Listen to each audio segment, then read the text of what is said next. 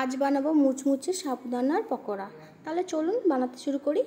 এর জন্য এখানে বড় সাইজের সাবুদানা নিয়েছি 1 কাপ, যেটা আমি 2 ঘন্টা আগে জল দিয়ে ভিজিয়ে দিয়েছিলাম। এমনভাবে জল দিয়েছি যাতে সাবুদানাটা ভিজে নরম হয়ে যায়, কিন্তু একটু এক্সট্রা জল না থাকে। দেখুন ঝরঝরে হয়েছে।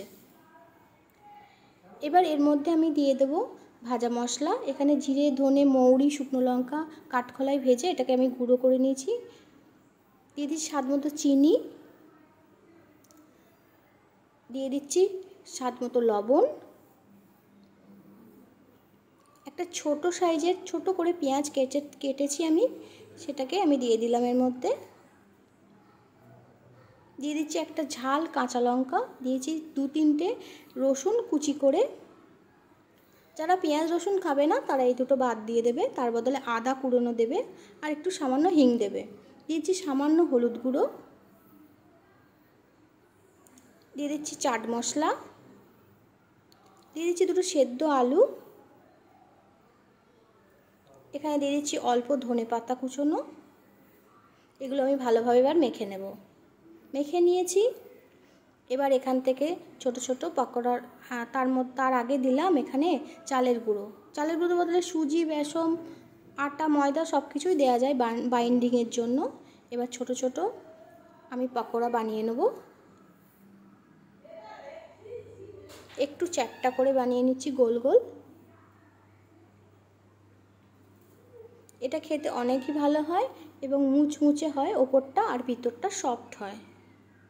এইভাবে আমি সব কটা বানিয়ে নেব।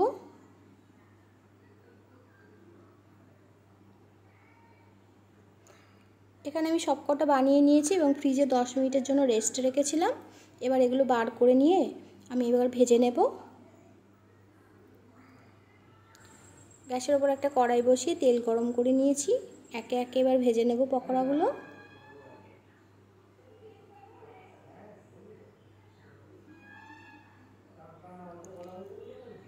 মিডিয়াম টু লো হিটে এটা ভাজতে হবে, না হলে পুড়ে যাবে। এটা ওপরটা পুড়ে যাবে, ভেতরটা কাঁচা থেকে যাবে। তাই জন্য খুব সাবধানে এটা ভেজে নিতে হবে।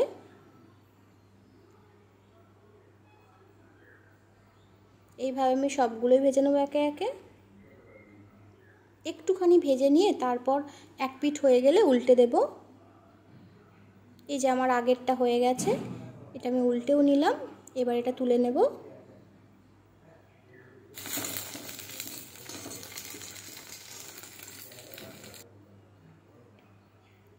এইভাবে আমি বাকি সবগুলো একে একে ভেজে নেব।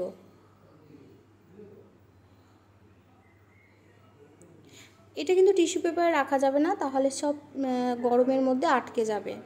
এই যে তৈরি হয়ে গেল আমার সাবুদানার পকোড়া।